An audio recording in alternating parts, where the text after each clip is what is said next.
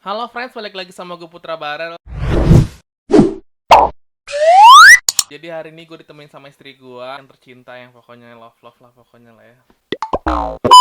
Hari ini gue bakal agak sedikit lebih serius karena gue bakal ngebacain DM yang udah masuk. Kan kemarin sempat beberapa hari yang lalu. Udah lama sih anjir, ada 2 minggu kali ya. Karena gue sibuk harus ngurusin rumah dan segala macem. Jadi maaf banget, gue baru hari ini sempat buat bikin videonya. Dan gak tahu juga kapan di-uploadnya. Kayaknya sih bakal malam Jumat bakal gue uploadnya. Jadi gue bakal ngebacain cerita-cerita horor yang udah masuk di DM gue. Dan ada beberapa juga yang di DM Mediol. Jadi banyak banget yang udah pada masuk, tapi kita nggak bacain semua, Ya. sebagian aja yang menurut kita tuh menarik buat dibacain. Jadi maaf banget kalau seandainya ada yang gak kebaca. Kalian bisa send ulang, nanti bakal kita baca mungkin di next video. Kalau seandainya banyak yang suka sama konten yang kayak gini, gue bakal bacain terus. Sebelumnya jangan lupa di subscribe dulu channel YouTube gue, dan follow juga Instagram gue di Putra Barel Di titik YOL. Dan ini adalah kisah pertama. Oke, ini cerita horor ya, tapi antara kebenaran dan keaslian ceritanya gue kurang tahu karena ini dari orang. Kita ambil hal baiknya dari setiap cerita yang gue bacain dan Diol bacain nih. Jangan langsung ngejudge, oh ini gini kak, oh gini. Jangan, kita ambil baiknya aja, yang buruk kan jangan diambil, oke? Oke, cerita pertama. Hai Kak Diol. Oh, ini dari DM Diol mungkin ya. Singkat cerita ya, aku pernah ngadain makrab sama teman-teman aku. Yang makrab itu kayak apa ya? Kata makrab itu apa sih, kayak rapat mungkin ya? Iya mungkin. Mungkin kalau seandainya ada yang tahu, komen di bawah aja. Yang survive villa makrab itu ada aku sama 3 orang teman aku. Awalnya aku kira baik-baik aja karena aku nggak tahu semua tempat itu pasti ada. Maksudnya pasti ada. Tepat di puncak acara makrab, malam-malam itu semua kumpul untuk acara di luar villa, di lapangan. Di situ nggak ada satu orang pun di dalam villa. Kejadian awal ada suara benda. Oh, mungkin ada suara benda apa gitu ya. Jatuh kenceng banget sampai kedengaran keluar, dan suara itu dari arah dapur villa kami. Yang tadinya lagi iseng-iseng, tiba-tiba semua sunyi bertanya-tanya. Kejadian kedua masih di malam acara puncak makrab. Jadi aku dikasih lihat kalau penjaga di situ ada macan sama nenek-nenek. Aku nggak lihat langsung, tapi aku dapat itu dari visual. Di situ aku masih positive thinking. Jadi gue tambahin ya positive thinking. Nggak akan terjadi apa-apa. Aku kira aku aja yang lihat, ternyata ada teman aku juga yang ngeliat. Pas malam itu aku lagi gabut di villa, terus aku akhirnya keluar jalan dari villa, dan itu samping kanan kiri di jalan udah pepohonan semua. Gak tahu kenapa aku ngerasa ada yang liatin. Waduh, ada yang liatin cuk. Terus karena di situ benar-benar gelap, penerangan kurang banget, aku di situ teriak nangis-nangis gemeteran di motor. Oh, jadi dia keluar rumah itu, maksudnya keluar villa itu naik motor ya, nggak jalan kaki ya. Iseng. Setelah kejadian itu aku langsung masuk villa lagi sambil mikir itu apa? Itu Loh, apa? itu apa gitu. Pas malamnya semua orang mau tidur, di situ ternyata ada kejadian yang lebih menegangkan. Teman aku yang cewek lagi kumpul biasa satu kamar, satu orang. Dari mereka ada yang didorong dari atas kasur. Maksudnya dari atas kasur didorong. Teman aku yang cewek lagi kumpul di kamar. Oh, Satu lagi orang kumpul kayak kita lagi duduk-duduk aja, terus didorong diningak gitu. Didorong dari atas kasur, dan satu orang teman aku tiba-tiba raut mukanya kayak bukan dia. Oh, mungkin kemasukan mungkin ya. Dan itu seketika semua lari dari kamar. Terus ada lagi kak, ceritanya waktu itu, oh ini beda cerita cuk. Ceritanya waktu itu aku posisi bertiga di kamar. Satu orang teman aku lagi tidur. Satu lagi main HP. Aku lagi main HP, dan satu teman aku tiba-tiba nangis. Ditanya kenapa, dia cuma minta pulang. Waduh, pulang kemana cuk? Lu kan lagi main, kenapa minta pulang gitu? Lagi di Ini beda cerita ya. beda. Aku coba tenangin dia dan manggil satu orang teman aku lagi buat tenangin, karena juga yakin itu bukan dia. Aku sempat peluk teman aku yang nangis ini, dan dari raut mukanya dia senyum-senyum benar-benar serem dengan matanya juga yang agak sinis. Besok paginya kita semua mulai saling cerita, dan aku tanya sama teman-teman aku yang lagi nangis ini, ternyata dia nggak sadar sama sekali semalam itu. Oh, dia nggak sadar apa yang dia rasa gitu ya. Ngeri juga. Dia bisa senyum ketawa serem kayak gitu, dia nggak sadar. Dia juga nggak sadar katanya, nggak sadar sama sekali. Dan ternyata dia lihat apa yang aku udah visual di malam hari pas makrab. Dia lihat nenek-nenek. Oh, dia ngeliat apa yang si ceritanya ngeliat gitu. Tapi dia bisa lihat nenek-nenek itu di segala sudut ruangan. Di situ aku coba mulai merinding. Oke, next dari Dio sekarang yang ceritain yang. Next ya, ini cerita kedua. Nah, Aku mau cerita. Jadi aku SMP kelas 7. Aku ada acara LDKPD. Tempatnya tuh kayak buat tentara gitu, serem dan jarang ditempatin cuma 1 tahun sekali. Itu pun kalau ada acara LDKPD. Nah, aku udah 2 hari kan di sana. Aku tuh emang bukan orang yang nggak bisa lihat hantu sama sekali. Bisa Dia tuh dia. nggak bisa ngelihat hantu sama sekali. Dia Dia tuh nggak nggak bisa ngelihat hantu sama sekali. Jadi ada tenda 2 besar dan panjang. Nah, belakangnya tuh kamar mandi, horor banget. Aku aja nahan pipis. Kalau ada teman aku mau pipis, baru aku ikut. Itu pun aku satu kamar mandi berdua. Karena saking takutnya Karena mungkin ya. iseng-iseng. Iya, aku juga kalau misalkan di mana-mana juga aku juga satu kamar mandi berdua. Terus? Udah nggak ada penutupnya, serem. Jadi aku pas malamnya itu kita disuruh ngumpul kan, kayak buat jalan keliling. Tempat itu gelap, nggak ada lampu sama sekali. Nah, aku sama teman aku 2 orang nggak ikut karena lagi datang bulan. Jadi aku cuma duduk aja, sepi banget, cuma ada 10 atau 8 gitu yang ada di lapangan besar itu.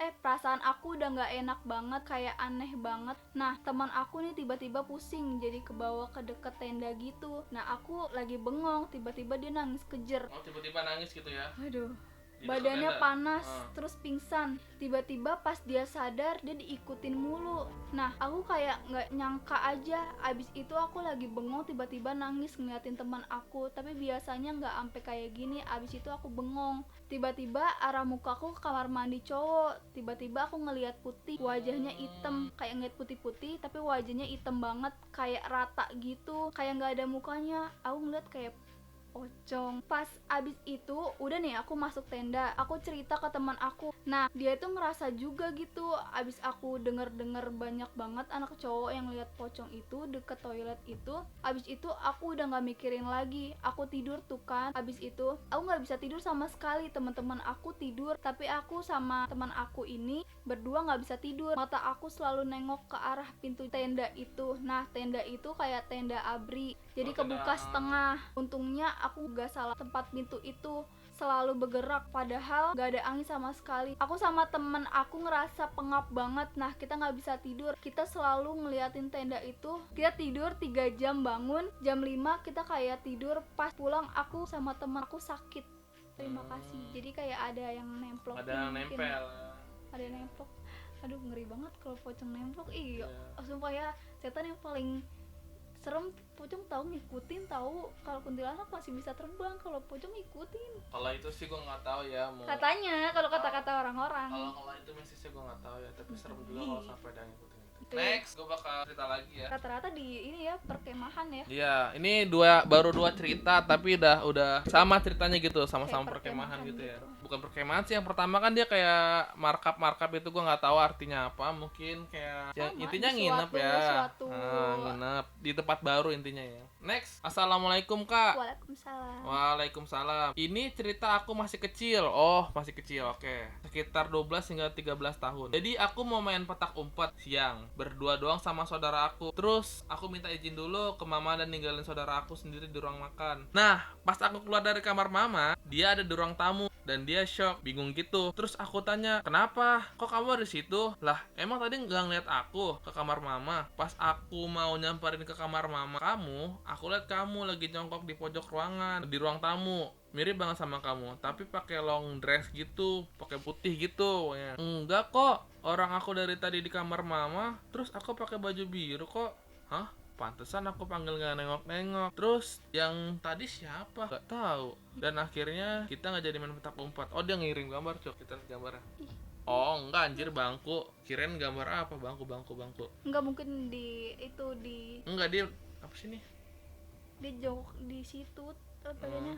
Katanya aku jongkok di situ terus ngadep tembok. Oh, bukan. Oh, iya. Okay. Next guys, ini cerita ketiga. Ini cerita ketiga ya. Malam-malam lagi nyetir mobil sendirian, tiba-tiba kaca spion melihat ada ibu-ibu pakai jilbab putih. Kirain itu ibu-ibu lagi bawa motor percis di belakang mobil. Gue agak kepikiran jalan biar dia lewat duluan gitu. Pas ditunggu nggak lewat-lewat motornya. Lihat kaca spion lagi, ternyata ibu-ibu masih ada. Sadar kok ngerasa deket banget ya. Pas lihat kaca spion lagi, ibu-ibu itu masih kelihatan dong. Dan ternyata dia ada di dalam mobil, posisi di jok belakang dengan tatapan kosong. Oh, jadi dia di mobilnya gitu? Padahal ini di kaca spion gitu loh, dia lagi bawa motor. ibu-ibunya. Tiba-tiba pas dilihat lagi dia lagi ada di belakang, di mobil, di dalam mobil. Oh, jadi ngikut gitu? Iya. Itu kok bisa Iya. ngikut? Ih, Ini seram sih. Kalau yang ini seram sih. Kalau ini ceritanya jelas. dengan tatapan Eh, kosong dong kayak Iya, ini kalau yang ini gue ngerti. Jadi orang pas nengok ini. dilihat Tiba-tiba lagi. di belakangnya anjir. Abis lihat itu gue langsung keluar dari mobil saking takutnya. Ada kali 1 jam mobil gue parkir di jalanan, dan 1 jam bener-bener gak ada orang lewat sama sekali. Mau gue tinggal tuh mobil, yang ada digebukin bapak gue pas pulang. Akhirnya gue beraniin masuk mobil lagi tanpa ngeliat spion sampai rumah. Itu masih. Udah. Ih. Gue paham. Kalau ini agak logis sih. Next, cerita ke berapa nih? 4 ya? Jadi aku mau cerita tentang pengalaman hororku. Yang pertama, aku pernah tuh lagi tidur terus kebangun. Gak tahu kepengen aja kebangun gitu. Pas bangun tiba-tiba ada poci di depan aku. Poci itu apa? Ini. Oh, iya. Terus aku langsung lemes dan langsung cepet-cepet merem. Yang kedua, aku lagi naik motor. Terus aku nengok ke kanan, terus nunduk ke bawah. Pas nunduk aku lihat bayangan orang. Oh, lagi di motor ya dia. Ya lagi naik motor, terus mungkin naik kanan gitu lagi. Orang lagi berdiri, padahal di situ nggak ada orang berdiri. Iya, ada bayangan gitu kan, di sini ada bayangan kayak di kayak di sini nih, kayak kamu ngeliat ke sini kayak Di situ nggak ada orang lagi bayangan berdiri. Yang ketiga, aku pernah lagi mau ngambil buku di kamar. Pas aku masuk, aku sengaja nggak nyalain lampunya, sengaja sebentar doang soalnya. Abis itu, aku selesai ambil buku, baru inget nih mau keluar kamar, tiba-tiba ada tangan buntung yang ngehalangin aku. Terus aku langsung bongkokin badan gitu ya. Terus lari, WKWK. Udah sih Kak, begitu doang. Oh, jadi dia tuh ceritanya nggak nyatu ya. Jadi dia punya 3 pengalaman yang horor-horor yang juga bisa sih, iya sih dong. horor, lumayan horor sih. Next ya guys, jadi ini cerita kelima. Nih, gue bagi kisah serem gue ya. Waktu itu umur gue 13 sampai 14 tahun, gue pergi ke villa bareng keluarga besar gue. Nah, karena gue ketiduran di depan ruang tamu, tiba-tiba jam 3 pagi gue kebangun dengan badan gak bisa gerak. Keperpan kali ya. Iya. Dan sebelah gue ada Nyai Kunti dan bapak kayak pocong dengan muka gosong dan rata. Gue ngebayangin. Dia ngeliat itu, Cuk. Ngeri juga, Cuk. Terus berlanjut di kontrakan lama waktu sama nyokap, gue 2 kali datengin sama Kunti. Yang pertama pas gue di bawah. Nah, yang paling serem di atas sih, bener-bener Kuntinya mainin baju gitu sampai merinding asli. Lu tahu kan Kunti kayak pakai baju daster gitu, terus bunyi perk perk perk itu loh. Oh, bukan beda Ya ya. Allah, anjrit, gue seminggu gak bisa tidur di atas. Nah, abis kejadian itu baru kemarin malam, gue pas keluar rumah jam 2 pagi ada orang ngelangkah dan mainin daun. Sekian, terima kasih. Itu agak berkesinambungan ya, jadi kayak nyambung gitu ya. Dari kunta. Terus ada orang yang kayak lagi main daun gitu ya. Iya, Kayak nyambung kisahnya ya. iya, tapi serem. Oke, next ya. Ini mungkin cerita terakhir. Kalau seandainya masih banyak yang suka sama konten-konten kayak gini, gue bakal bikin lagi next mungkin sama bini gue atau gue sendiri. Atau yang kisah-kisah lucu, sedih. Jadi kalian bisa DM aja ya. DM gue bisa, DM Diol bisa, nanti bakal gue bikin kontennya di channel YouTube gue. Oke, gue pernah ketiduran waktu itu maghrib kalau nggak salah. Gue nggak ingat soalnya gue ketiduran. Gue mimpi tuh ada yang ngintip gue dari pintu kamar yang kebetulan kebuka. Dia gak seperti manusia sama sekali. Rambutnya gimbal itu yang pinggir jalannya. Matanya gede, merah, gusinya gede. Intinya gue yakin kalau dia emang bukan manusia. Terus di sana posisinya dia ngintip gue sambil senyum-senyum. Senyumnya lebar bet, parah gak ada obat. Sumpah di situ gue sadar kalau dia bukan manusia. Terus gue bacain ayat-ayat tapi dia nggak bisa gerak ataupun ngomong. Ini kayak semacam rep-repan mungkin ya. Ya enggak, tapi dia nyata. Mimpi. Mimpi. Pasti lu pernah kan kalau mimpi terus lu maksa diri buat bangun tuh kan. Iya, ini namanya rep-repan kalau di gue ya.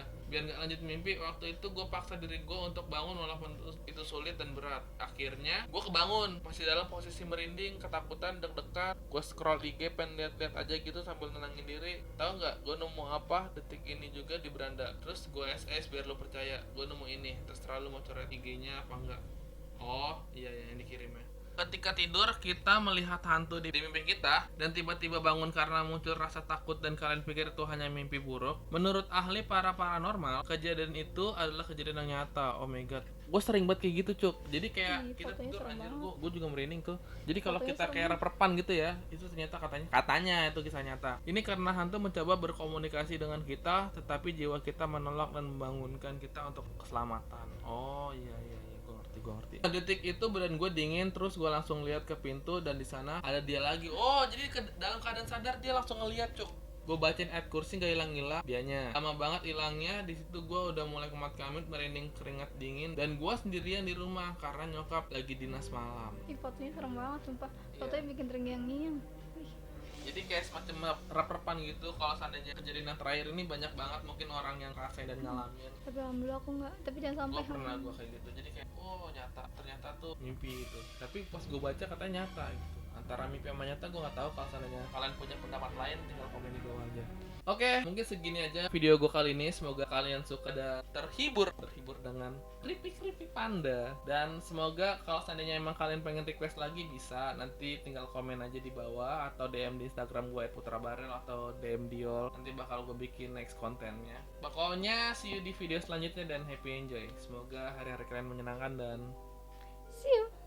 happy enjoy. Dadah.